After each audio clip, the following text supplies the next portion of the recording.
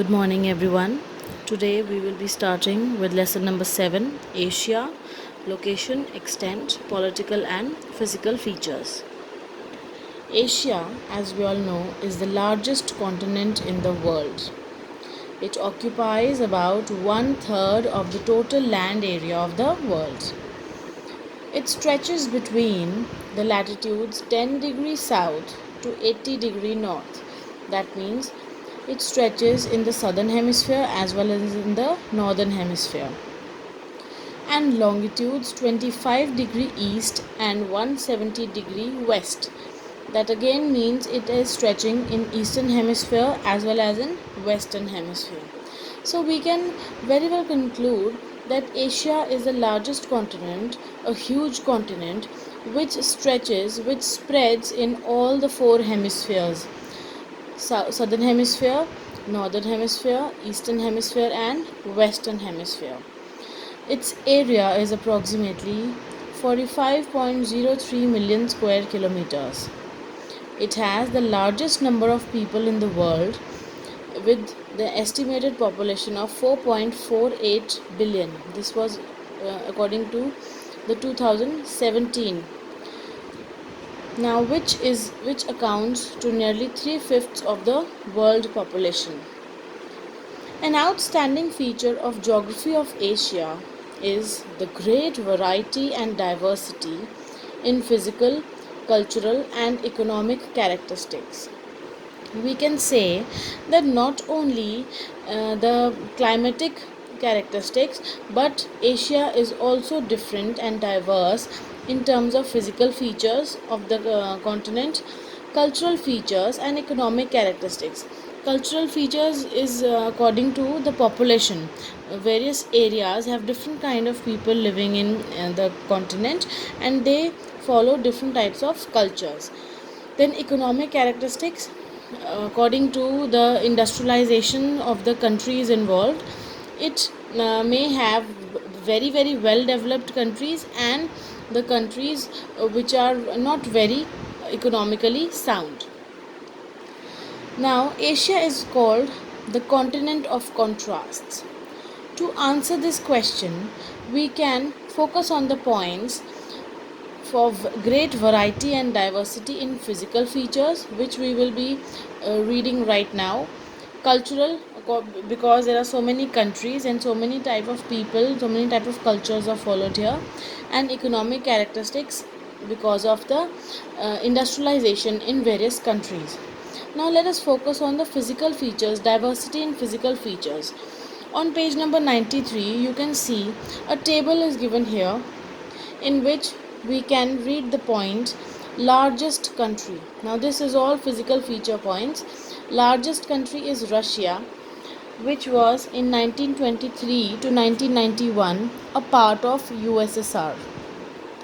Smallest country of Asia is the Maldives, which is in South Asia in Arabian Sea. It is an island nation. Then most industrialized country is Japan. Now, there are more than 12 UNESCO World Heritage Sites in Japan, and so many brands which are very famous in India are Japanese brands like Suzuki, Yamaha, Honda. Then we have Toyota, Mitsubishi, Bridgestone, the tire company, Sony, Panasonic. Then we have Uniball, the Pilot Pen, Yonex, Hitachi, Citizen, Canon, Nikon, and so many more.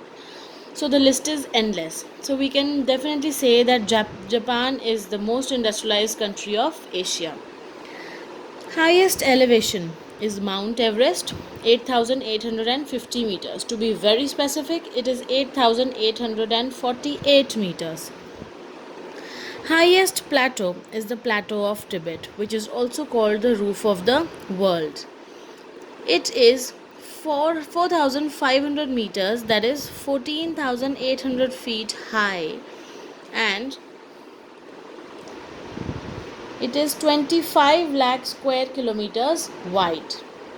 Now the lowest point in Asia is the Dead Sea, which is 400 meters below the sea level. This is in Middle East, around Israel and Jordan. It is 306 meters deep, Dead Sea. Now the deepest sea, South China Sea, which is a part of Pacific Ocean, and its depth is around 5559 meters, which comes out approximately 5560 meters. Deepest lake is the Lake Baikal, which is again in Russia, Siberia. Its depth is 1642 meters. Then its length is 636 kilometers, Lake Baikal. Now we have longest strait, which is the Strait of Malacca. It is actually joining Indian Ocean and Pacific Ocean. Then the width of the strait is 65 kilometers to 250 kilometers, and it is longest because its length is 890 kilometers. It is 890 kilometers long, the Strait of Malacca. Then the coldest place is Verkhoyansk in Russia, where temperatures reach minus 70 degrees Celsius, and the warmest place is Dashtalut in Iran, where the temperatures go up to 70.7 degrees Celsius, which can be round off to 71 degrees Celsius. Then two more points which I would like to add here is wettest place in Asia is Mawsynram, which we can also call as the wettest place in the whole world. Mawsynram, it is located in the eastern Himalayas, Shillong in India. Then the driest place in Asia is Aden in the country of Yemen, which is around Red Sea. So children, here we can see some points as largest and smallest country, highest elevation and the lowest point, then coldest place and warmest place, wettest place and the driest place. These are some contrasting features, the contrasting physical features which we can say that through which we can say that Asia is a continent of contrasts. Now, let us go towards the location of the continent Asia. Asia lies almost wholly in the northern and the eastern hemisphere. See, we can see here 80-degree north, so that is maximum latitudes are in the north and eastern hemisphere. So, together with Europe, it is often referred to as Eurasia. Children, Europe and Asia are two different continents. We all know Europe and Asia are two different continents, but sometimes they are together called Eurasia. Why? Because Europe and Asia are separated not by any water body but by Ural Mountains.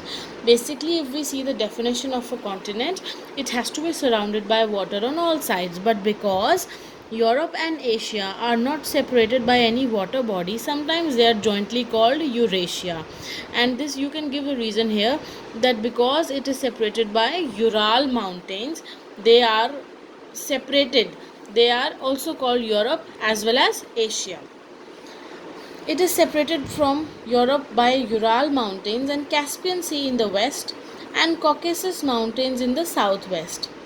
The Arctic Ocean lies to the north of Asia, while Pacific Ocean and Indian Ocean lie to the east and south of Asia. Pacific Ocean lies to the east of Asia. Pacific Ocean lies to the east of Asia, and Indian Ocean lies to the south of Asia. Here we have Arctic Ocean, and this boundary we have Ural Mountains, we have Caucasus Mountains, and we have Caspian Sea. Okay, latitudinally Asia extends, as we all have read, is 10 degree south to 80 degree north. Its east to west extent is 9,700 kilometers. That is, its extent from east to west is 9,700 kilometers. It extends from 25 degree east to about 170 degree west. There is a time difference of about 11 hours between Anatolian Plateau, that is Asia Minor in the west, and the Pacific coast in the east. As children, we know that there are so many longitudes. 170 minus 25 is 145. So we can say that there are so many longitudes. So the time variations are according to the longitudes. As many longitudes, so much difference will be there in the time.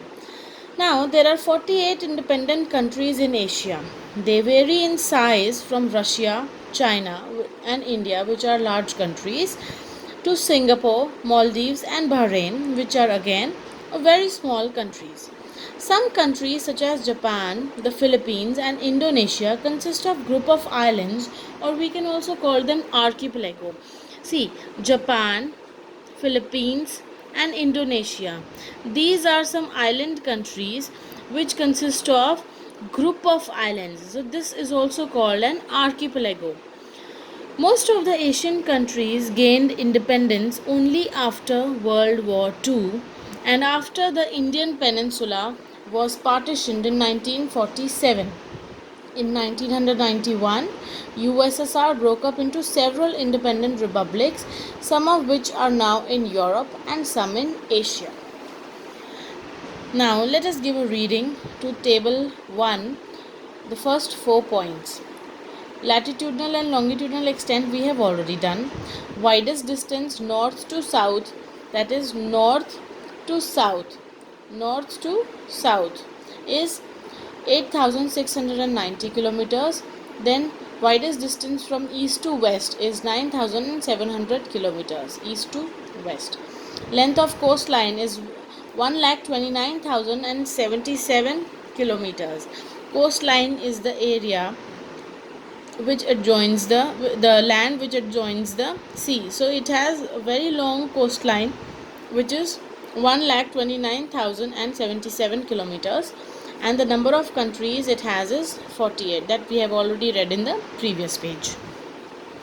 Now children, let us go for the regional divisions, that is the political divisions of Asia. The countries of eastern continent are often grouped into East Asian countries, North Asian countries, Central Asian countries, Southeast Asian countries, and South Asian countries, and the countries of West Asia. So according to the directions, the countries have been bifurcated. Now let us take up each direction one by one. East Asia.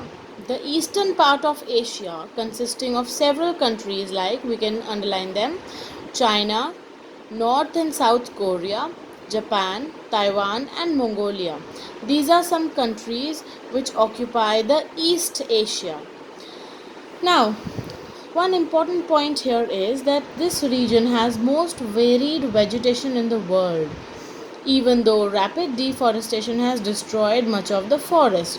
Now, this area has many types of crops which can be grown here, or we can also say because of the climatic conditions, it has the most varied vegetation in the world. It also has some of the world's busiest cities like Tokyo, Beijing, Shanghai, and Hong Kong, and its population is about 1.6 billion people. So we have some points here, the names of the countries which you have to remember here: most varied vegetation, then world's busiest cities, and 1.6 billion people. So we have around 4 points here for East Asia. Next we'll take up North Asia.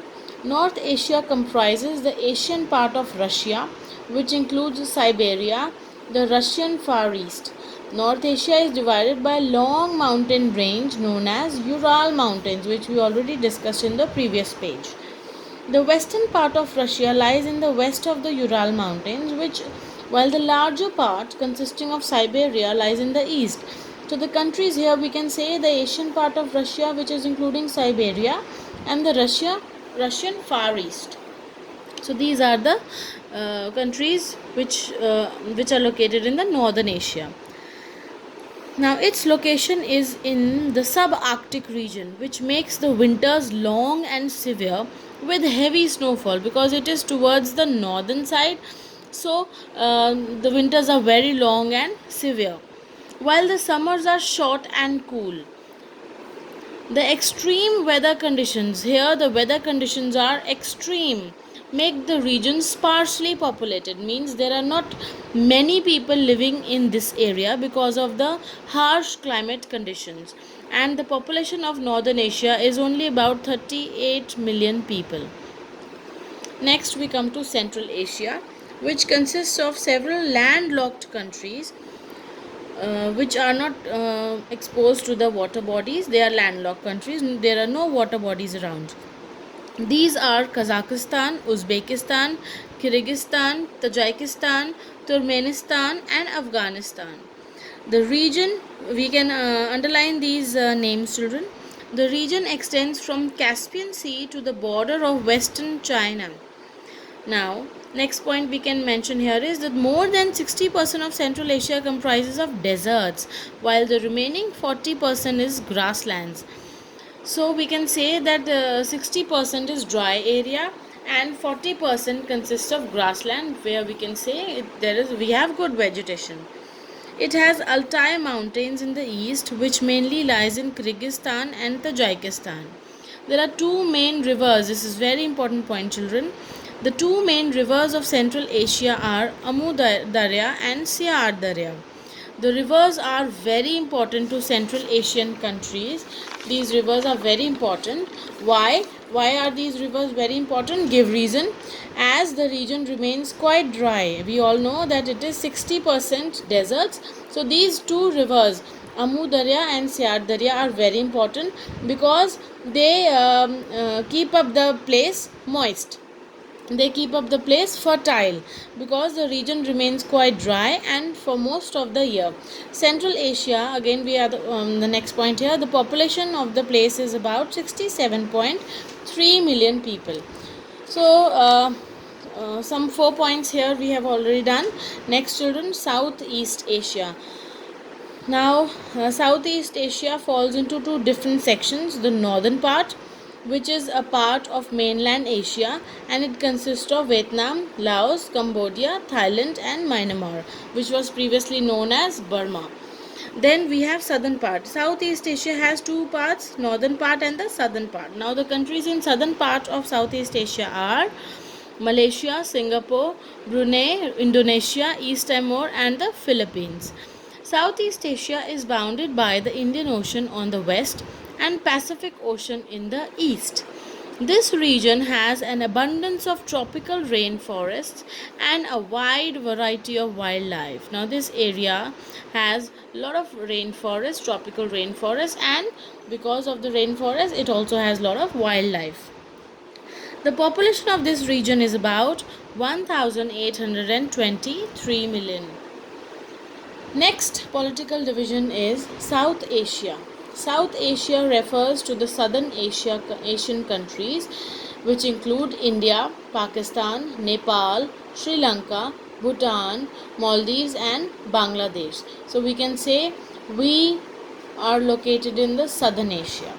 This region is home to about 1/5 of the world's population, which is around 1.8 billion people, and is most densely populated region. Now this is again a very important point for South Asia, children, that it is the most densely populated region. One more contrasting point we can have is most densely populated region is South Asia with these countries, and most sparsely populated region is the North Asia, which we did in the previous page. North Asia because of the harsh climate. It is bounded on the north by the Himalayan mountains, to the east by the Bay of Bengal, and west by the Arabian Sea, and to the south by Indian Ocean. South Asia also has a wide variety of natural vegetation and wildlife because we have a lot of rivers here, lot of water bodies here, so the land is very fertile, and thus natural vegetation is varied and wildlife is abundant. Next we have West Asia. West Asia is also called Western Asia, comprises Armenia, UAE, that is United Arab Emirates, Yemen, uh, Azerbaijan, Bahrain, Lebanon, Oman, Cyprus, Syria, Turkey, Georgia, Iran, Israel, Jordan, Kuwait, Qatar, and Saudi Arabia.